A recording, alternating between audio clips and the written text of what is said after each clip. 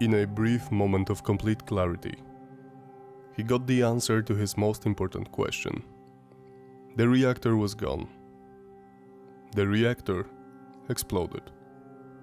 He dragged the younger colleague aside. The heavy steel door slammed shut, never to be opened again. "There is nothing to see here," Perevoschenko said. "Let's go."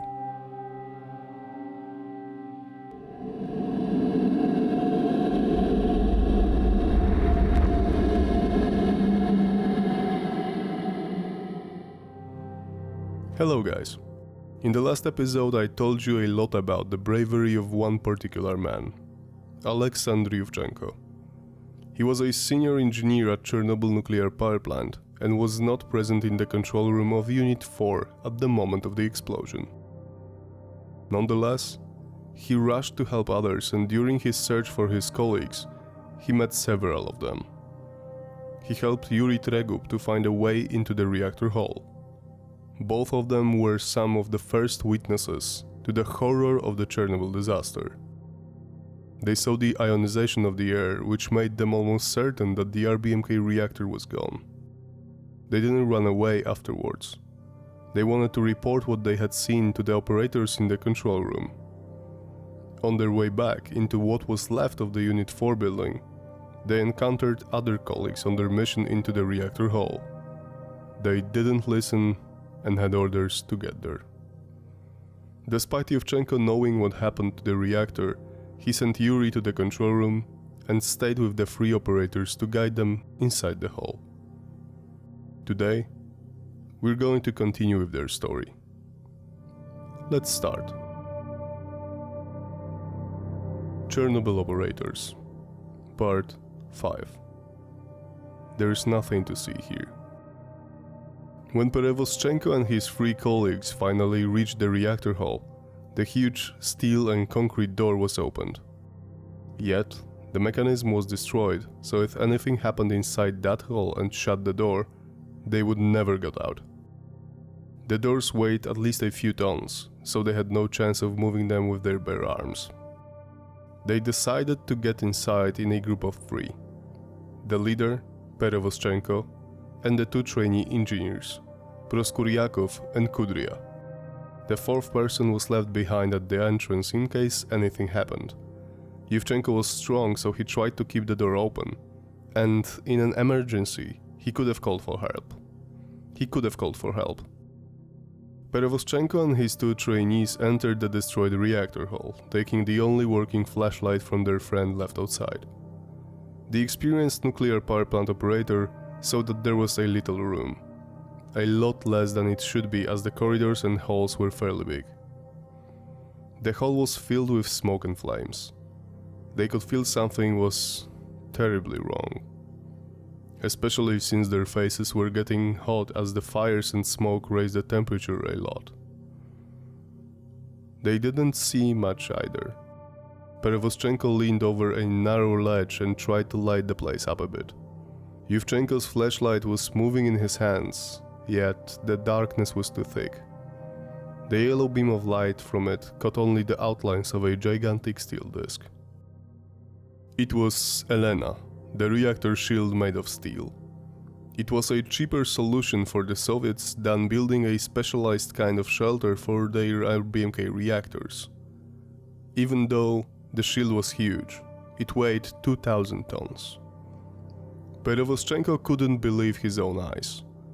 Elena was tilted in the air, balancing on the edge of the reactor vault. His thoughts were rushing around, but one he could hear clearly. What could possibly happen? What force hit the shield so much it moved away from its position?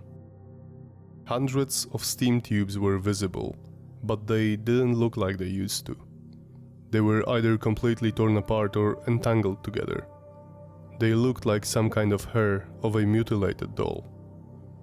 The second, maybe even worse sight, was actually something missing in the scene. Perevoschenko couldn't locate even a single control rod. All 211 of them were completely gone. Where they should be, there was a huge crater, right beneath their feet.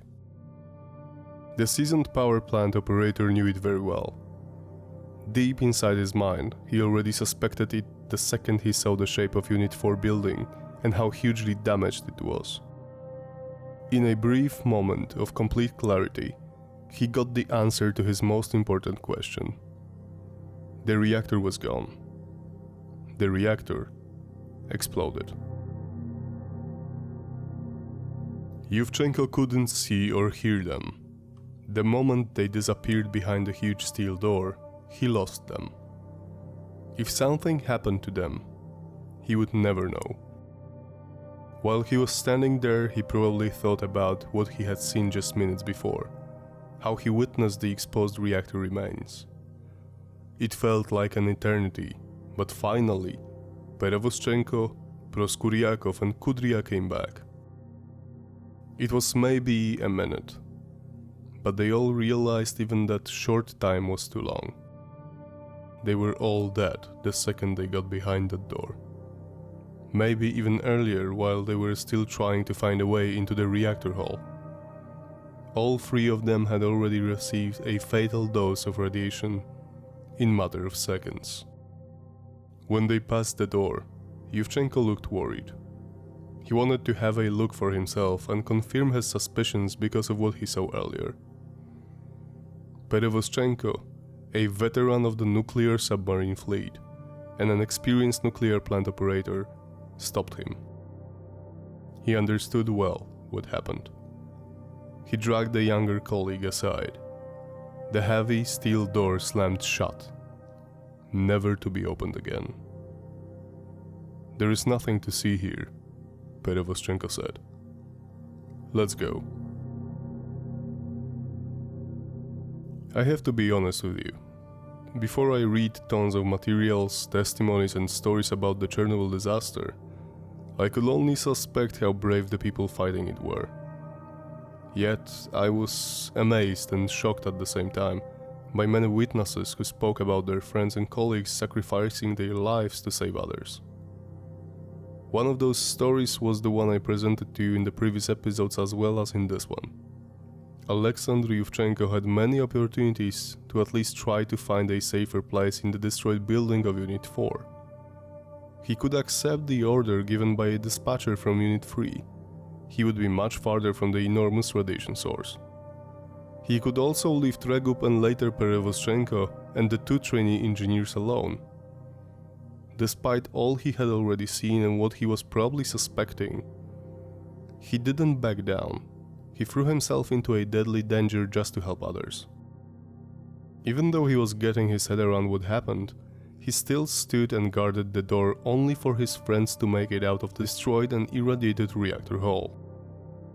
That was one of the things that made me feel a huge gratitude toward Yevchenko, and many others like him. Without their sacrifice, it's possible that the outcome of the disaster would have had much greater impact on the lives of millions of people across all of Europe, maybe even across the whole world. Thanks for watching, guys. I hope you enjoyed this video even though it's sometimes hard to hear. After all, you're learning about the experiences of people dedicated to their work who were walking into a deadly trap without even knowing it. Next time we will be continuing the subject of the Chernobyl Operators, as there are many more people that deserve to be mentioned. If you'd like us to cover a particular person, please leave a comment. We will try to gather some research, check the documents we have, and maybe we will be able to prepare such a video for some time in the near future. As always, please don't forget to follow us on Instagram, Facebook, Twitter or TikTok too. In the upcoming weeks and months, we will have a great deal of new information for you regarding our work. That's it for today, guys. Take care, stay safe, and see you next week.